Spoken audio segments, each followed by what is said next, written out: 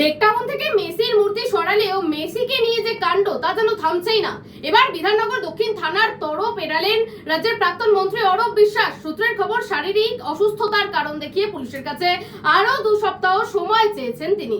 যুবভারতীতে Lionel মেসির অনুষ্ঠান ঘিরে ব্যাপক বিশৃঙ্খলার ঘটনায় অরূপ বিশ্বাসের বিরুদ্ধে এফআইআর দায়ের করেছিলেন অনুষ্ঠানের আয়োজক শতদ্রু দত্ত।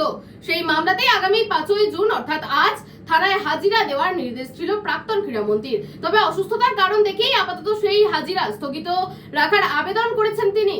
আর এদিকে অরূপ বিশ্বাসের এই সিদ্ধান্তকে ঘিরে সোশ্যাল মিডিয়ায় কড়া প্রতিক্রিয়া জানিয়েছেন শতদ্রু দত্ত। তিনি লিখেছেন, মেডিকেল সার্টিফিকেট দিয়ে সময় কেনা যায়, কিন্তু বিচার থেকে পালানো যায় না। পাশাপাশি প্রাক্তন মন্ত্রীর অসুস্থতা নিয়ে প্রশ্নও তুলছেন তিনি। উল্লেখ্য, গত বছরের 13ই ডিসেম্বর যুবভারতীতে লিওনেল মেসির অনুষ্ঠান ভেস্তে যাওয়ার পর থেকে বিতর্কের সূত্রপাত। শতদ্রুর অভিযোগ, প্রাক্তন ক্রীড়ামন্ত্রী নিজের প্রভাব খাটিয়ে অনুষ্ঠানে হস্তক্ষেপ করেছিলেন। এমনকি টিকিটে কালোবাজারি ও প্রতারণার মতো একাধিক অভিযোগও আনা হয়েছে তার বিরুদ্ধে। তবে এখন নজর পুলিশের পরবর্তী পদক্ষেপের দিকে। অরূপ বিশ্বাসকে নিয়ে নতুন করে কবে হাজিরার নির্দেশ দেওয়া হয় সেটাই এখন দেখার।